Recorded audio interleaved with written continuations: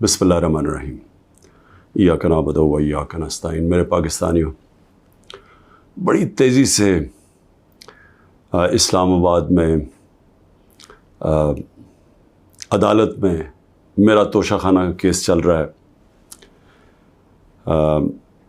हुमायूं दिलावर साहब प्रेज़ाइड कर रहे हैं उसमें,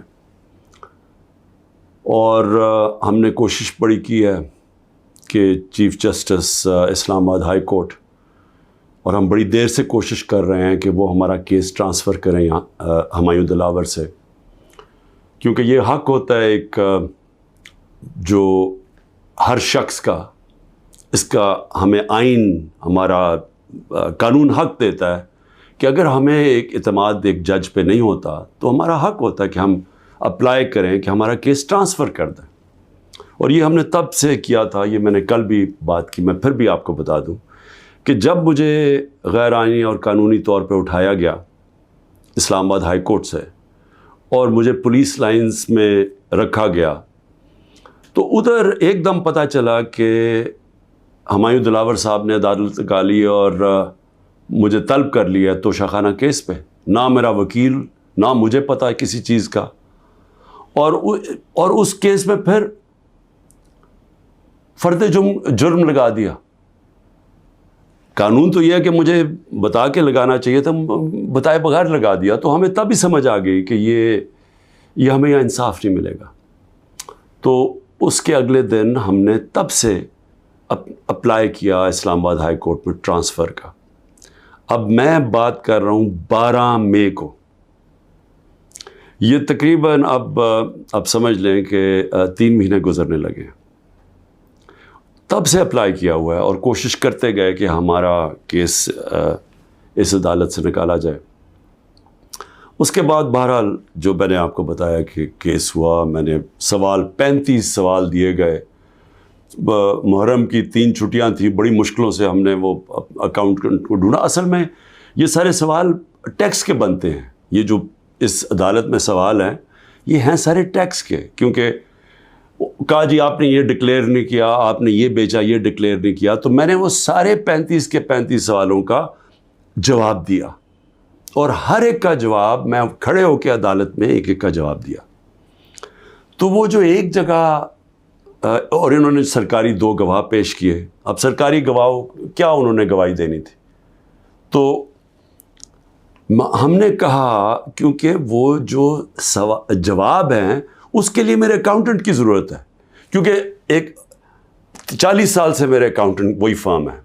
मेरे पास जो पैसे आते हैं, जो मेरे खर्चे होते हैं, वो मैं उनको बता देता हूँ। वो फिर टैक्स फॉर्म्स भर देते हैं, वही इलेक्शन कमीशन की फॉर्म्स भरते हैं, वही वेल्थ टैक्स जो होता है वो भरते हैं। तो उनके पास सारा रिकॉर्ड होता है। तो अब मैं तो नहीं जवाब दे सकता कई चीज़ों के। तो मैंने गवाह के अंदर अपने अकाउंटेंट को कहा कि वो बैठे, और वो जो ख़ास तौर पे एक जगह पे बात फंसी हुई है कि जी पैसे तो आप शो कर रहे हैं, लेकिन पैसे के ऊपर आपने ये नहीं लिखा कि तोशाखाना का पैसा था।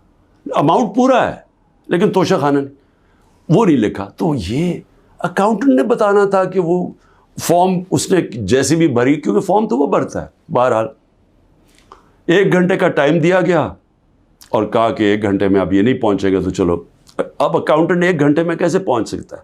ये कोई मिलिट्री ट्रायल तो नहीं हो रहा। उसको विटनेस ख़त्म कर दिया, और भी हमने बुलाए हुए थे विटनेसेस जिन्होंने गवाही देनी थी इन्हीं चीज़ों को, और जो मेरा हक़ है। अब एक फेयर ट्रायल होता है कि आपको मौका मिले कि मुझे एक्यूज़ करें, मुझे मौका तो दें कि मैं अपनी सफाई पेश कर सकूं।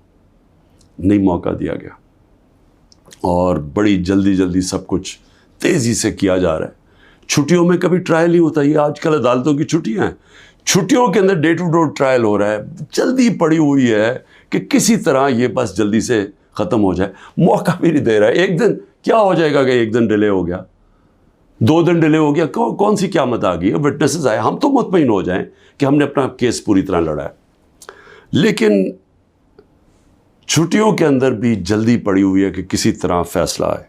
हालांकि हम सुप्रीम कोर्ट में भी हैं, और इस्लामाबाद हाई कोर्ट से मुझे कहना पड़ता है कि मैं काफ़ी मायूस हूँ कि वो ना फ़ैसला करते हैं, वो खींचते भी जाते हैं, वो پورا موقع دے رہے ہیں کہ یہ جب فیصلہ ہو جائے. یعنی اگر ہم نے ٹرانسفر کا اتنی دیر اپلائی کیا ہوا ہے تو کم از کم فیصلہ تو کریں. وہ کرتے بھی نہیں ہیں. بہرحال وہاں بھی ان کو بھی میں نے کہا, بڑی دیر کا کہا ہوا ہے کہ ہمیں چیف جسٹس اسلام آباد ہائی کورٹ پہ مجھے کوئی اعتماد نہیں ہے. جب مجھے اٹھایا گیا وہاں سے, آپ سوچیں کہ مجھے غیر قانونی اور آئینی طور پہ اٹھایا گیا ان کی عدالت سے, اور انہوں نے اس کو لیگلائز کر دیا. یعنی اصل میں تو ان کو اللیگل کرنا چاہیے تھا. سپریم کورٹ کو تو جانے کی نوبت نہیں ہونی چاہیے تھی. ان کی عدالت میں بیٹھا ہوں, شیشے توڑ کے, ڈنڈے مار کے, وکیلوں کو مار کے, وہ بیچارہ رجسٹری اسٹاف ان کو ڈنڈے مار کے, اور مجھے گھسیٹ کے لے گئے وہاں سے ان کی عدالت سے. اور چیف جسٹس نے کچھ بھی نہیں کیا, بلکہ اس کو جائز قرار دے دیا گیا. اس کے بعد جو اس سے پہلے ٹرین کیس تھا, 3 ممبر بینچ بیٹھا, دو ججز نے واضح طور پہ کہہ دیا کہ مینٹینیبل ہے کیس. چیف جسٹس صاحب فیصلہ ہی نہیں کر رہے, وہ بھی لٹکائے ہوا ہے وہاں. اور ہمیں اعظم سواتی کو بہت اعتراضات تھے. انہوں نے لیٹر لکھا کہ مجھے اعتماد نہیں ہے آپ کے اوپر. تو نہ وہ اپنے آپ کو ریکیوز کرتے ہیں, نہ ادھر نیچے سے ریکیوز کر رہے ہیں. اور پھر ہمیں بڑا ایک سیریس چیز ہے یہ جو فیس بک پہ دیکھیں, فیس بک 90 دن تک فیس بک کا ریکارڈ ان کے پاس پڑا ہوتا ہے. اگر FIA یا جج صاحب ایک صرف آپ کو ای میل کر دیا فیس بک کو کہ یہ کیس ہو رہا ہے, آپ مہربانی کر کے بتا دیں کہ 90 دن تک ان کی جو بھی فیس بک پہ پوسٹ تھی وہ کون سی تھی. کیونکہ 90 دن تک جو لوگوں نے دیکھا ہے اور پوسٹ بھی کیا ہے کہ اس کے جو ہمایوں دلاور کی پوسٹ تھی اس پہ انہوں نے جو ان کا میرے متعلق پوسٹ کی ہوئی ہیں, وہ تو اگر کوئی بھی دیکھ لے تو مجھے تو ان سے انصاف نہیں مل سکتا. لیکن وہ FIA کے پاس گئے اور FIA نے جناب کہا جی وہ کیونکہ ڈیلیٹ ہو گئی ہیں, وہ FIA نے کلین چٹ دے دی. میچ فکس ہوا ہے. ابھی بھی اگر آپ کسی کو انصاف کی فکر ہے چیف جسٹس اسلام آباد ہائی کورٹ کی یا FIA کو, تو بڑا سیدھا ہے کہ ایک ای میل کریں اور فیس بک کو کہیں کہ ہمیں 90 دن کا دے. اس میں پتہ چل جائے گا کہ کیا دلاور صاحب مجھے انصاف دے سکتے ہیں یا نہیں دے سکتے. میں اس کے بعد دوسری بھی بات کرنا چاہتا ہوں, کیونکہ یہ تو اب دیکھتے ہیں, یہ بڑی تیز سپیڈ سے چل رہا ہے. اب دیکھتے ہیں آگے کیا ہوتا ہے. لیکن ابھی تک تو کوئی امید نہیں نظر آ رہی کہ جو فیئر ٹرائل ہوتی ہے وہ مجھے ملے گی, جو میرا رائٹ ہے.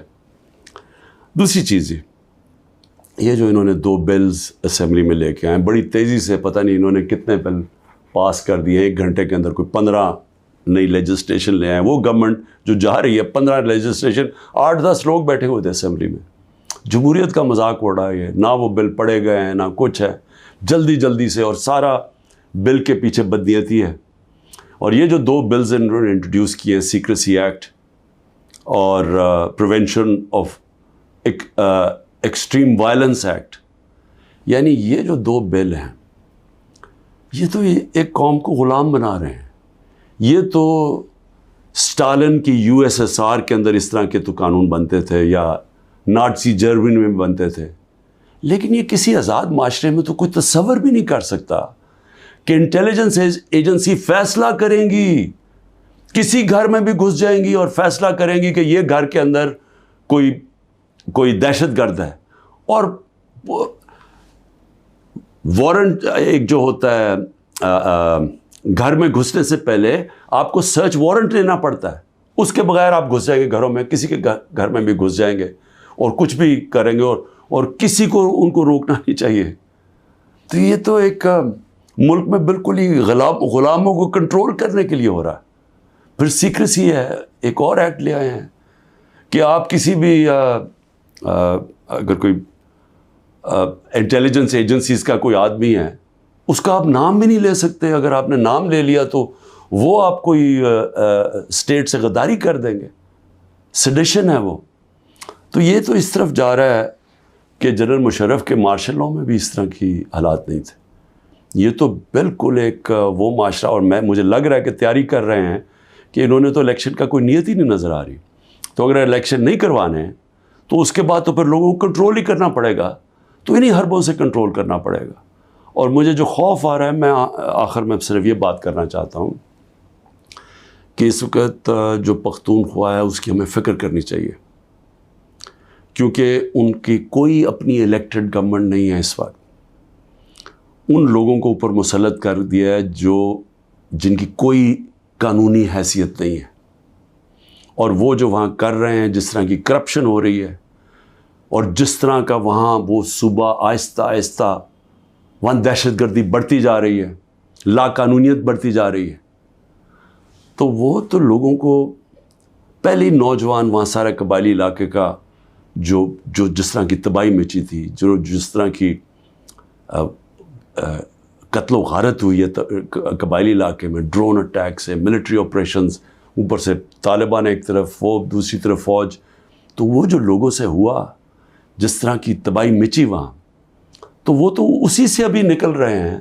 تو اگر یہ اسی طرف چلا گیا پھر سے، تو مجھے تو سمجھ نہیں آ رہی کہ کیا جو اس وقت فیصلے کر رہے ہیں اس ملک کے، کیا ان کو اندازہ ہے کہ نیچے گراؤنڈ کے اوپر کس طرح کا غصہ اٹھ رہا ہے؟ کیا اندازہ ہے کہ جب وہ پولیس لائنز کے اندر جب 100 پولیس والے شہید ہوئے تھے، پتہ ہے نیچے سے کیا آوازیں آ رہی تھیں؟ اور اب جو بجوڑ میں ہوا، اس کے اوپر سارے پختونخوا کے اندر کس طرح کا غصہ گیا؟ کیا کسی کو اندازہ ہے کہ یہ کس طرف جا سکتا ہے؟ اور میں اس لیے کہہ رہا ہوں کہ بہت ضروری ہے، ایک ہی طریقہ ہے کہ یہ جو نیچے گراؤنڈ کے اوپر غصہ ہے، یہ تب نکلتا ہے جب الیکشنز کرواتے ہیں. الیکشنز میں لوگوں کا غصہ نکل جاتا ہے، اور پھر ایک جب منتخب گورنمنٹ آتی ہے، لوگ امید لگا لیتے ہیں، اور ہوتا کیا ہے کہ وہ جو سارا ٹیمپریچر ہے وہ نیچے آ جاتا ہے، اسٹیبلٹی آ جاتی ہے، استحکام آ جاتا ہے ملک میں. تو یہ جو دوسری طرف ابھی کوششیں ہو رہی ہیں، جو لوگ اس ملک میں جن کا جینا مرنا ہے، ان کو خوف آنا شروع ہو گیا. جو 12 لاکھ یہاں سے پروفیشنلز چھوڑ کے گئے ہیں اور جا رہے ہیں، آج ہمیں سمجھ آنا چاہیے کہ ان کی امید ختم ہو گئی ہے. یہ سب سے خطرناک چیز ہے کہ ایک معاشرے میں لوگوں کی امید چلی جائے. تو جس طرف ہم جا رہے ہیں، یہاں تو کوئی روشنی نہیں نظر آ رہی. اور اگر انہی لوگوں نے بیٹھے رہنا، یا اسی طرح پاکستان میں الیکشنز کے بغیر ایک کنٹرولڈ گورنمنٹ چلانی ہے اور لوگوں کو کنٹرول کر کے چلانا ہے، میں یہ اپنے تجربے سے ایک تاریخ کا ایک طالب علم ہوں، میں آپ کو بتانا چاہتا ہوں، جو سیاست میں ایک زیرو سے ایک پارٹی آج سب سے بڑی ماشاءاللہ پاکستان کی پارٹی ہے، جو میرا تجربہ ہے عوام کا، میں آپ کو کہنا چاہتا ہوں کہ یہ پاکستان کو ادھر لے کے جا رہے ہیں. جو لوگ سمجھ رہے ہیں کہ وہ ڈنڈے کے زور سے اس ملک کو کنٹرول کر لیں گے، وہ سمجھتے نہیں ہیں، عوام کی سوچ نہیں سمجھتے، نہ وہ تاریخ جانتے ہیں، نہ وہ پولیٹکس سمجھتے ہیں، اور وہ پاکستان کے لیے بہت بڑا خطرناک اندھیرے کی طرف ہم لے کے جا رہے ہیں. پاکستان زندہ باد.